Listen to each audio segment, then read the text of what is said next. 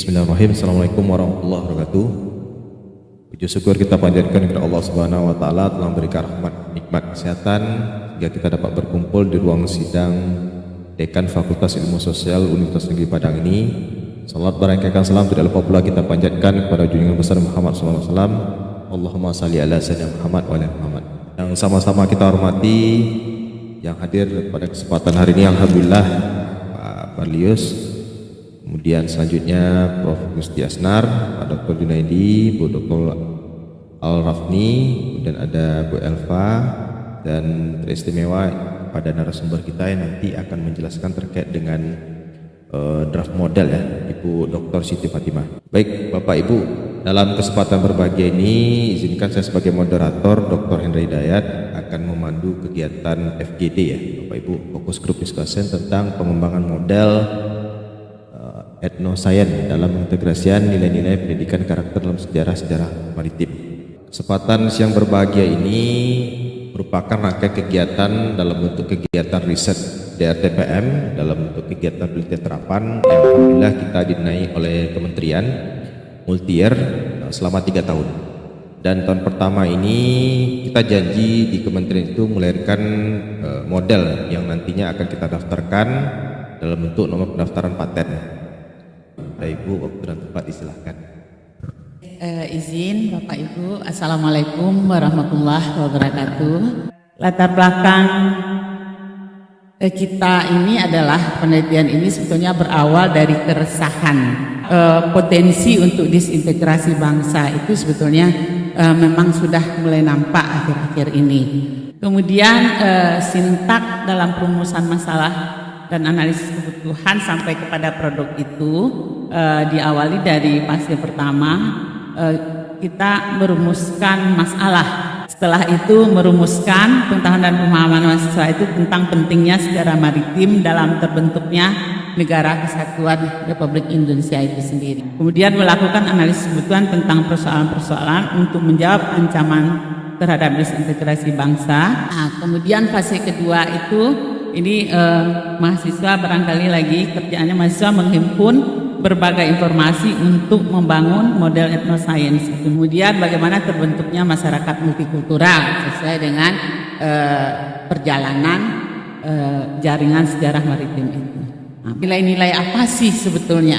Ya mungkin kita juga tahu juga bagaimana nilai toleransi, bagaimana nilai kerjasama. Tapi kan itu dalam tataran imajinasi kita, atau kita hanya menurunkan seperti menghafal lah, seperti mahasiswa dalam beberapa kelompok kecil nanti mencoba merumuskan nilai-nilai pendidikan karakter yang berkaitan dengan jaringan sejarah maritim. Setelah mereka tadi mengerjakan seperti beberapa langkah metode tadi, kemudian tentu mereka nanti yang akan merumuskan ya.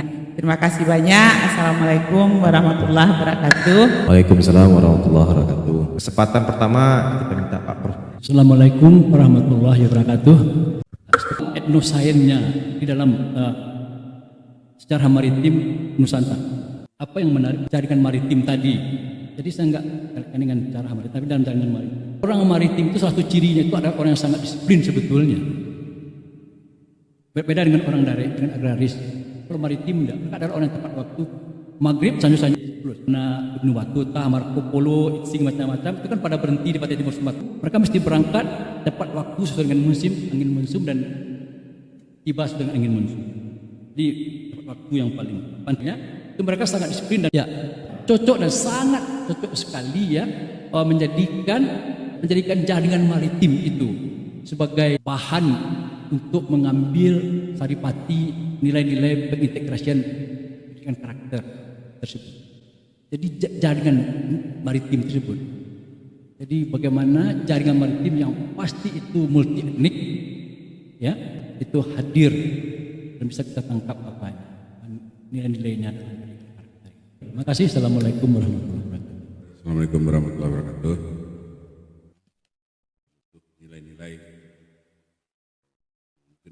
mulai dari mahasiswa, kemudian diterapkan ke sekolah menengah.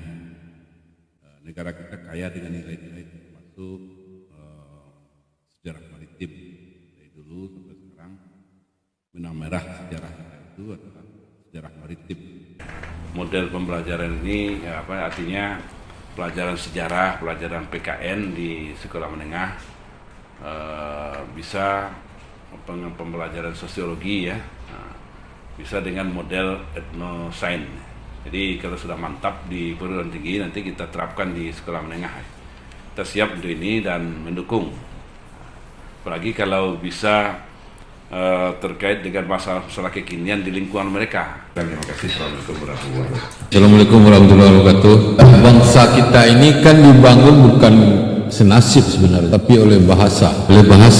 Jadi kita ini bersatu karena bahasa, dan bahasa itu dibawa lewat kapal-kapal di laut lepas dari satu suku ke suku yang lain. Tentu kita mesti membangunkan kembali kesadaran kolektif orang-orang laut tadi yang menurut Prof tadi sama saja, hampir sama ciri-cirinya orang Sulawesi dengan orang Sumatera Barat kalau bicara maritim. Nah, dengan demikian karakter ini akan bisa kita bangun, dan menurut saya memang sangat kuat maritim ini. Saya kira ini bagus sekali. Assalamualaikum warahmatullahi wabarakatuh. Ini kajian budaya diambil dalam jaringan sejarah maritim. Kalau menurut saya keren sekali nih Pak Indrani, bagus sekali benar.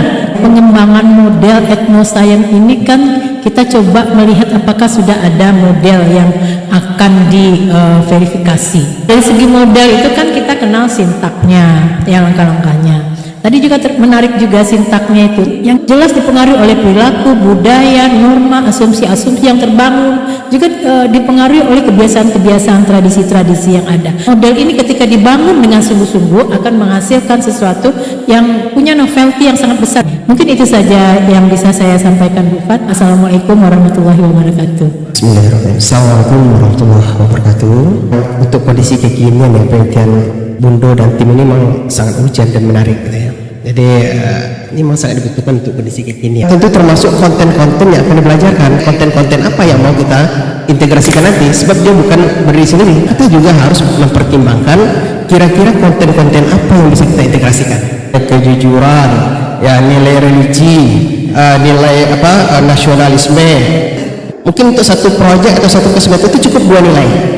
Tapi 2 nilai itu betul-betul terinternalisasi. Lalu gimana cara awal itu betul-betul terintegrasi dari awal pembelajaran, bahkan kalau di sekolah pra pembelajaran kayak gitu, evaluasi afektif. Pengembangan dari UCLA, University California of Los Angeles, di mana di sana masih ada 5 tahapan juga. Cuman untuk yang tadi Ibu jelaskan itu dimulai dari tahapan ketiga, tapi itu fase pertama gitu. Jadi yang ketiga itu analysis and interpretation, di mana mereka menganalisis kira-kira masalah apa. Kemudian yang keempatnya research capabilities, mereka diharuskan untuk melakukan suatu penelitian. Dan yang terakhir issues analysis and decision making, di mana mereka harus menentukan kira-kira saya lebih condong ke yang mana nih dari hasil-hasil yang telah saya temukan gitu. Tetapi itu merupakan tahapan ketiga. Jadi tahapan pertama dan keduanya itu sepertinya kalau menurut saya itu sangat penting juga Ibu untuk diterapkan, itu chronological thinking dan historical comprehension. Mungkin sekian saja dari saya Ibu sedikit. Baik, terima kasih. Oke, sekali lagi pas waktunya menjelang asar kita selesai. Dan terima kasih sekali Pak Gusti atas waktunya dalam kesibukannya. Ini Pak Kaji, Pak Adis, dan itulah Bu Al, Pak Jun. Makasih. Baik, terima kasih. Kita